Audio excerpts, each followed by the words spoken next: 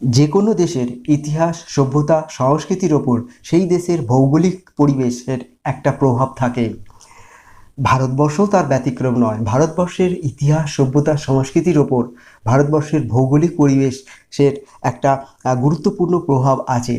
তো আমাদের আজকের আলোচনা এই ভারতবর্ষের ইতিহাসের ওপর তার ভৌগোলিক পরিবেশে, অর্থাৎ ভারতবর্ষের ইতিহাসকে ভৌগোলিক পরিবেশ কিভাবে প্রভাবিত করেছে, কতটা প্রভাবিত করেছে, তা নিয়েই আজকে আমাদের আলোচনা।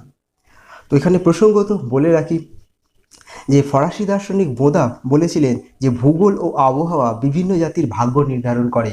বাস্তবিক ভৌগোলিক পরিবেশ বিভিন্ন জাতি, বিভিন্ন দেশের ইতিহাস রচনা করে, ভাগ্য নির্ধারণ করে থাকে। উদাহরণ হিসাবে আমরা বলতে পারি যে সমভূমি অঞ্চলের মানুষ তুলনামূলক কম কষ্ট সহিষ্ণু হয়। কেন? তার কারণ হলো তারা জীবন ধারণের প্রয়োজনীয় উপাদান তারা খুব সহজে আয়ত্তে আনতে পারে, সহজে পেয়ে যায়। অন্যদিকে মরুভূমি বা পার্বত্য অঞ্চলের মানুষ, তাদের জীবন ধারণ কষ্টকর। তার অন্যতম প্রধান কারণ না, এখানে তাদের জীবন ধারণের জন্য প্রয়োজনীয় উপাদান, উপকরণ তারা সহজে পায় না। তো যে কারণে এই সমস্ত, অর্থাৎ পার্বত্য বা মরুভূমি অঞ্চলের মানুষ অনেক বেশি কষ্ট সহিষ্ণু হয়ে থাকে সমভূমি অঞ্চলের মানুষের তুলনায়। তো এই সমস্ত দিক লক্ষ্য রেখেই আমরা দেখব যে ভারতবর্ষের ভৌগোলিক পরিবেশ কীভাবে ভারতবর্ষের ইতিহাসেরকে প্রভাবিত করে এসেছে বা প্রভাব বিস্তার করেছে। তো চলো আমরা নেক্সট স্লাইডে যাই। তো প্রথম আমরা যেটা দেখব সেটা হলো ভারতবর্ষের ইতিহাসের ওপর, সভ্যতার ওপর, সংস্কৃতির ওপর হিমালয় পর্বতের প্রভাব। তো এখন দেখো, ভারতকে বলা হয় যে হিমালয় পর্বতের দান, অর্থাৎ ভারতীয় সভ্যতা সংস্কৃতি বহুল অংশে হিমালয় পর্বতের দ্বারা প্রভাবিত হয়ে আছে। তো কিভাবে হিমালয়ের পর্বত দ্বারা বা হিমালয়ের দ্বারা ভারতের সভ্যতা ইতিহাস প্রভাবিত হয়েছে সেটা আমরা দেখি। তো প্রথম যেটা আসছি সেটা হলো দেখো, স্বতন্ত্র সভ্যতা সংস্কৃতি প্রদান, অর্থাৎ হিমালয় পর্বত ভারতকে একটা আলাদা সভ্যতা, একটা আলাদা সংস্কৃতি প্রদান করেছে। মানুষের জীবনযাত্রা অনেকটাই আলাদা। এশিয়ার অন্যান্য দেশগুলোর তুলনায় ভারতবর্ষ সভ্যতা সংস্কৃতি তুলনামূলকভাবে আলাদা, যেটা এশিয়ার অন্য দেশ, এমনকি পৃথিবীর অন্য দেশে ভারতীয় সভ্যতা সংস্কৃতির সাথে মেলে না। এরপর আমরা দেখতে পাই যে দেখো, রক্ষাকারীর ভূমিকা, অর্থাৎ হিমালয় পর্বত ভারতকে রক্ষা করছে যুগ যুগ ধরে। তো এখানে আমরা দেখতে পাচ্ছি দেখো যে উত্তর পশ্চিম দিক থেকে শুরু করে ভারতের উত্তর দিক হয়ে সোজা চলে গেছে উত্তর পূর্ব দিকে অর্ধচন্দ্রাকারে ভারতকে হিমালয় ঘিরে রেখে দিয়েছে প্রাচীরের মতো। তার পরিণাম হলো এটা যে এখান দিয়ে কোনো বিদেশি শত্রু খুব সহজে ভারতবর্ষে পদার্পণ করতে পারেনি, ভারতবর্ষের সম্পদ লুট করতে পারেনি। তো যে কারণে হিমালয়কে বলা হয় ভারতের রক্ষাকারী। তারপরে ভারতের জলবায়ুকে প্রভাবিত করে। তো সেটা কীরকমভাবে দেখো না, এই যে উত্তর বা মধ্য এশিয়ার যে কনকনে ঠান্ডা আবহাওয়া, ঠান্ডা বাতাস, সেটাকে আসতে বাধা দেয় হিমালয় পর্বত। তার পরিণাম উত্তর ভারত নাতিশীতোষ্ণ জলবায়ুর অন্তর্গত হয়। যদি হিমালয় পর্বত না থাকতো তাহলে ভারতে এই সমস্ত জায়গায় উত্তর ভারত চিরকাল বরফে ঢাকা থাকতো। তো এটা হিমালয় পর্বতের একটা বড় অবদান আমরা বলতে পারি। এছাড়াও দেখা যায় যে সমুদ্র থেকে, ভারতের দক্ষিণে যে সমুদ্র আছে সেই সমুদ্র থেকে যে জলীয় বাষ্পপূর্ণ বায়ু, যেটাকে আমরা মৌসুমি বায়ু বলি, সেই মৌসুমি বায়ু এখানে এসে হিমালয় বাধাপ্রাপ্ত হয় এবং প্রচুর বৃষ্টিপাত ঘটায়। তো এই বৃষ্টিপাতের ফলেই দেখা যাচ্ছে যে এখানকার নদী নালা পূর্ণ হয়ে ওঠে এবং ভারতবর্ষ সুজলা সুফলা শস্য শ্যামলা হয়ে ওঠে। তাহলে এইভাবে ভারতের জলবায়ুকে হিমালয় পর্বত নিয়ন্ত্রণ করে। এরপর আসছি ভারতের অর্থনীতি। এই অর্থনীতিকে নিয়ন্ত্রণের ক্ষেত্রে হিমালয় পর্বতের অবদান আছে। তো এই যে মৌসুমি বায়ু যেটা ভারতবর্ষে আসছে হিমালয় পর্বতের দ্বারা বৃষ্টিপাত ঘটাচ্ছে, এবং এটা যখন ফিরে যাচ্ছে বাধাপ্রাপ্ত হয়ে আবার সে ফিরে যাচ্ছে, তখনও কিন্তু সে বৃষ্টিপাত ঘটাচ্ছে। তো এইভাবে ভারতের অর্থনীতিকে নিয়ন্ত্রণ করে, এই বৃষ্টিপাত ঘটিয়ে কৃষিকাজের সহযোগিতা করে, নদী নালা পূর্ণ করে ব্যবসা বাণিজ্যেরও পরোক্ষভাবে সহযোগিতা করে থাকে। এছাড়াও দেখা যাচ্ছে যে ভারতের অর্থনীতির ক্ষেত্রে আরেকটা গুরুত্বপূর্ণ অবদান, যে হিমালয় পর্বতে বহু খনিজ সম্পদ পাওয়া যায়। তাছাড়াও এখানকার যে বিভিন্ন ঔষধি গাছগাছরা পাওয়া যায়, যা ভারতের অর্থনীতির অন্যতম স্তম্ভ রূপে বিবেচিত হয়। এরপরে আরেকটা, সেটা হলো বহির্বিশ্বের সঙ্গে যোগাযোগ। দেখো, একটু আগে তোমাদের বলা হলো যে হিমালয় পর্বত প্রাচীরদের মতন উত্তর পশ্চিম দিক থেকে উত্তর দিক হয়ে উত্তর পূর্ব দিকে চলে গেছে, কোনো বিদেশি শত্রু আসতে পারে না। কিন্তু তারা আসতে সাহস দেখায়নি এই হিমালয় পর্বত রোপকে। কিন্তু তা বলে হিমালয় পর্বত কখনো ভারতকে অন্যান্য দেশের সভ্যতা সংস্কৃতি থেকে বিচ্ছিন্ন করেনি।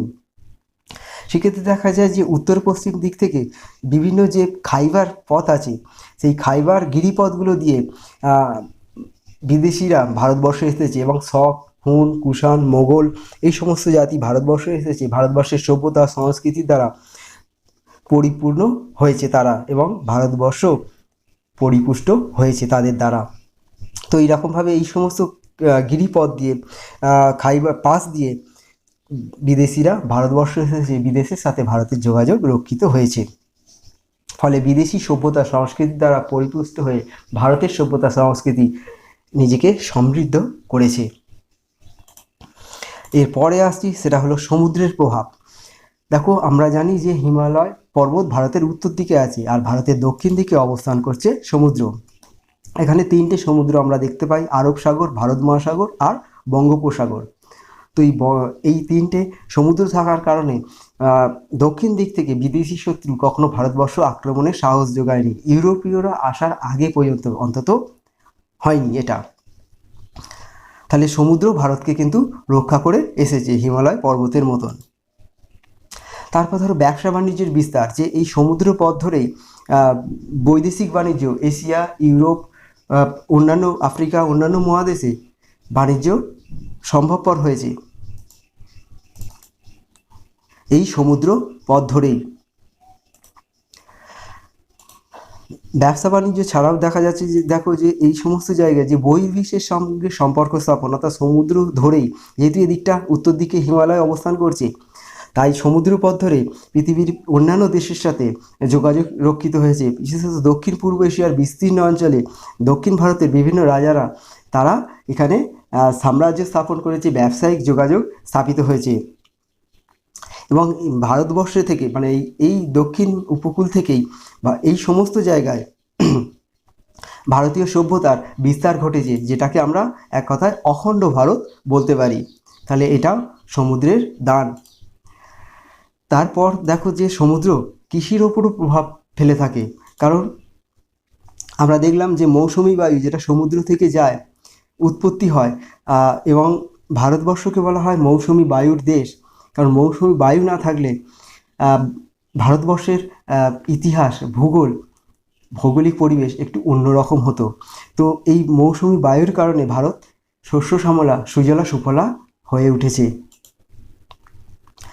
মৌসুমি বায়ুর অন্যতম অবদান যে বৃষ্টিপাত ঘটাতে সাহায্য করছে, তার ফলে নদী নালা পূর্ণ হয়, এবং সেই নদী নালা থেকে সেচ ব্যবস্থা আর দ্বারা কৃষিকাজের উন্নতি ঘটে।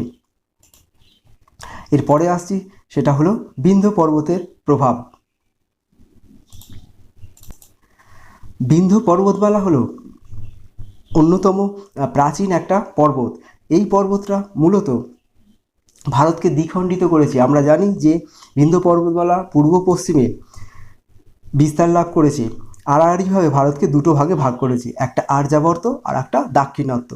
তো এই বিন্ধ্য পর্বতমালা প্রায় মধ্যপ্রদেশের পশ্চিম প্রান্ত থেকে হয়ে সেটা একদম চলে গেছে বিহার, ঝাড়খণ্ড পর্যন্ত, প্রায় 1100 কিলোমিটার এর বিস্তৃতি। তো এইভাবে ভারতকে সম্পূর্ণ দুটো ভাগে ভাগ করে রেখেছে। তো এই বিন্ধ্য পর্বতের জন্য ভারতবর্ষের দুটি প্রান্তে পৃথক সভ্যতা সংস্কৃতি আমরা দেখতে পাই। যখন উত্তর ভারতে আমরা আর্য সভ্যতা আর বিস্তার ঘটে, কিন্তু দক্ষিণ ভারতে সেই আর্য সভ্যতার বিস্তার হয়নি। তার অন্যতম প্রধান কারণ হচ্ছে এই বিন্ধ্য পর্বতমালা। তো যে কারণে দক্ষিণ ভারতের মানুষের দ্বারা আলাদা সভ্যতা, আলাদা সংস্কৃতি করা সম্ভবপর হয়েছিল। এছাড়া বলা হচ্ছে, দেখো যে বিন্ধ্য পর্বতকে দাক্ষিণাত্যের রক্ষাকারী। তার কারণ হলো যে আমরা দেখেছি যে বিভিন্ন পাশ দিয়ে, হিমালয়ের যে গিরিখাত আছে, গিরিপাস আছে, সেই গিরিপাস দিয়ে বিভিন্ন বৈদেশিক শত্রু যখন ভারতবর্ষ আক্রমণ করেছে, তারা উত্তর ভারত দখল করেছে, উত্তর ভারতে লুটপাট করেছে, কিন্তু তারা বিন্ধ্য পর্বতমালার জন্য এই বিন্ধ্য পর্বতকে দক্ষিণ ভারতে আসতে পারেনি। তাই বলা হয় যে বিন্ধ্য পর্বতকে দক্ষিণ ভারতের রক্ষাকারী। এছাড়াও আমরা আর একটা দেখতে পাই যে বিন্ধ্য পর্বতের জন্যই মূলত ভাষা, সভ্যতা, সংস্কৃতি একটা আলাদা পর্যায়ে, আলাদাভাবে বিভক্ত হয়ে গেছে। যেমন ধরো যে বিন্ধ্য পর্বতের জন্য উত্তর ভারতে যে আর্য সভ্যতা, আর্য সংস্কৃতি, আর্য ভাষা বা ইন্দো ইউরোপীয় ভাষা থেকে যে ভাষা সৃষ্টি হয়েছে উত্তর ভারতের বিভিন্ন ভাষা, সেই ইন্দো ইউরোপীয় ভাষা বা সংস্কৃত ভাষার বিস্তার কিন্তু দক্ষিণ ভারতে হয়নি। দক্ষিণ ভারতে মূলত দ্রাবিড় সংস্কৃতির বিস্তার ঘটে এবং দ্রাবিড় ভাষাগোষ্ঠী এখানে অন্তর্ভুক্ত হয়। দ্রাবিড় ভাষার দ্বারাই দক্ষিণ ভারতের ভাষা সমৃদ্ধশালী। এরপর আসছি আমরা নেক্সট স্লাইডে, সেটা হলো দেখো নদ নদীর প্রভাব। যে কোনো দেশের নদ নদী সেই দেশের ভৌগোলিক পরিবেশ শুধু নয়, অর্থনীতিকে পর্যন্ত নিয়ন্ত্রণ করে। আমরা জানি যে মিশর হয়তো মরুভূমি হয়ে যেত যদি সেখান দিয়ে নীল নদ না যেত। তো ভারতবর্ষের ক্ষেত্রেও এই নদ নদীর একটা গভীর প্রভাব আছে। তো সেগুলো একটু আমরা দেখি। তো প্রথম আসছি দেখো যে হিমালয় পর্বতের থেকে বিভিন্ন নদ নদী সৃষ্টি হয়েছে। শুধু হিমালয় নয়, এটা উত্তর ভারতের নদী সৃষ্টি হয়েছে হিমালয় থেকে বেশিরভাগ। আবার দক্ষিণ ভারতে দেখি সেখানকার নদীগুলো কিন্তু বৃষ্টির জলেই পুষ্ট হয়ে থাকে, কারণ সেখানে হিমালয়ের মতন কোনো বড় পর্বত না থাকায় জন্য এটা হয়। তো এই নদ নদীর প্রধান কাজ কি না, নদ নদীর দ্বারা ভারতবর্ষের কৃষির সহায়ক, অর্থাৎ কৃষিকার্যের একমাত্র বা অন্যতম সহায় হচ্ছে এই নদ নদী। কারণ এখনকার দিনের মতন তখনকার দিন অত উন্নত ছিল না, ফলে চাষবাসের জন্য একমাত্র ভরসা হচ্ছে নদ নদী আর বৃষ্টি। তো বৃষ্টি তো সবসময় হয় না, সেক্ষেত্রে সবসময় যেখান থেকে চাষের জন্য জল পাওয়া যায় সেটা হচ্ছে নদ নদী। তো এই নদ নদীর দ্বারাই দেখা যাচ্ছে যে উত্তর ভারতের দিকে যদি আমরা তাকাই, যে হিমালয় পর্বত থেকে যে সমস্ত নদ নদী সৃষ্টি হয়েছে তার পলি পড়ে নদীর চারপাশ পলি মাটির দ্বারা উর্বর হয়েছে এবং সেই উর্বর মাটিতে চাষবাস সুবিধা হয়েছে। তাছাড়া নদী থেকে জল পাওয়ারও একটা সুবিধা আছে। এছাড়াও দেখা যাচ্ছে যে ব্যবসা বাণিজ্য, যে আন্তর্দেশীয় বাণিজ্যের ক্ষেত্রে নদীপথ অন্যতম গুরুত্বপূর্ণ মাধ্যম। কারণ প্রাচীন ভারতবর্ষে বেশিরভাগ অঞ্চলই ছিল মানে স্থলভূমি, বন জঙ্গলে পরিপূর্ণ। তো সেক্ষেত্রে নদীপথই ছিল অন্যতম প্রধান মাধ্যম ব্যবসা বাণিজ্যের জন্য। আবার যোগাযোগ ব্যবস্থার ক্ষেত্রেও নদীপথই ছিল অন্যতম মাধ্যম, ওই একই কারণে। তাহলে ব্যবসা বাণিজ্য বা যোগাযোগ এগুলোর ক্ষেত্রে নদীর অবদান অপরিসীম, কারণ খুব সহজে অল্প খরচে যেতে গেলে জলপথ হচ্ছে অন্যতম প্রধান মাধ্যম। আবার দেখো আমরা দেখতে পাই যে বিভিন্ন নগরের উত্থান ঘটে। সেই প্রাচীনকাল থেকেই দেখি যে নদীকে কেন্দ্র করে বিভিন্ন বসতি গড়ে ওঠে, বিভিন্ন শহর গড়ে উঠেছিল। যেমন ধরো হরিদ্বার, বারাণসী, মথুরা, এই সমস্ত শহরের উৎপত্তি ঘটেছিল, নগরের উৎপত্তি ঘটেছিল এই নদীর জন্যই। আবার একই সাথে নগরের উত্থানের সাথে যেমন নদীর প্রভাব আছে, ঠিক তেমনিভাবে তার পতনের ক্ষেত্রেও নদীর গুরুত্বপূর্ণ প্রভাব আছে। আমরা জানি যে সিন্ধু সভ্যতা গড়ে উঠেছিল সিন্ধু নদকে কেন্দ্র করে, কিন্তু পরবর্তীকালে সিন্ধু নদ তার গতিপথ পরিবর্তন করার ফলে সিন্ধু সভ্যতা ধ্বংসের সম্মুখীন হয়।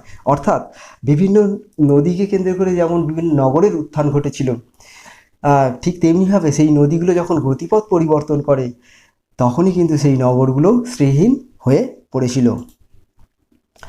এরপরে আসছি সেটা হলো সভ্যতার বিস্তার। তো এই সভ্যতা বিস্তারের ক্ষেত্রে নদীর অবদান খুবই গুরুত্বপূর্ণ, কারণ পৃথিবীর বিভিন্ন প্রাচীনকাল থেকে আমরা দেখতে পাই বিভিন্ন নদীর তীরে বিভিন্ন সভ্যতা গড়ে উঠেছে। টাইগ্রিস, ইউফ্রেটিস নদীর তীরে মেসোপটেমিয়া সুমেরীয় সভ্যতা, নীল নদের তীরে মিশরীয় সভ্যতা, সিন্ধু নদের তীরে সিন্ধু সভ্যতা। তো এইরকমভাবে দেখা যায়। তো ভারতবর্ষের এই রকম বহু সভ্যতার আমরা দেখতে পাই নদীকে কেন্দ্র করেই গড়ে উঠেছিল। এবং একটা জঙ্গলাকীর্ণ প্রদেশ, জায়গা, সেখানে মানুষে পরিপূর্ণ হয়, লোকালয়ে পরিপূর্ণ হয়, সভ্যতার বিস্তার ঘটেছিল মূলত এই নদ নদীকে কেন্দ্র করেই। তো এইভাবে বিভিন্ন ভৌগোলিক পরিবেশ যুগে যুগে ভারতবর্ষের ইতিহাসকে প্রভাবিত করে এসেছে। তো সর্বশেষ আমরা যদি মন্তব্যের দিকে তাকাই, দেখো ভৌগোলিক পরিবেশ যে কোনো দেশের ইতিহাসকে প্রভাবিত করে, এটা সঠিক কথা। যে কোনো দেশের অর্থনীতি, রাজনীতি, ধর্মকে প্রভাবিত করে থাকে ভৌগোলিক পরিবেশ। ভৌগোলিক পরিবেশের দিকে তাকিয়েই আমরা বলতে পারি, দেখো যে আমাদের যে ষোড়শ মহাজন পদ ছিল, সেখানে মগধের উত্থানের পেছনে একটা বড় কারণ ছিল এই ভৌগোলিক পরিবেশ। মগধের যে রাজধানী, রাজগৃহ, সেটা ছিল একবারে দুর্ভেদ্য প্রাচীর। দুর্ভেদ্য ছিল তার কারণ বিভিন্ন প্রাকৃতিক পরিবেশ দ্বারা, প্রাকৃতিকভাবে সেটা হচ্ছে দুর্গম একটা প্রদেশ ছিল, যে কারণে মগধের বিস্তৃতি ঘটেছিল। কিন্তু দেখো যে কোনো দেশের উন্নয়নের জন্য শুধুমাত্র ভৌগোলিক পরিবেশ একমাত্র ফ্যাক্টর নয়, তার সাথে মানুষের শ্রম, মানুষের দক্ষতাও কিন্তু গুরুত্বপূর্ণ যে কোনো দেশের উন্নয়নের জন্য। তাই শুধু যদি আমরা ভৌগোলিক পরিবেশের দিকে তাকিয়ে হুতাশ করি, তাহলে কিন্তু আমরা ভুল করব। তো আজ এটুকুই। জয়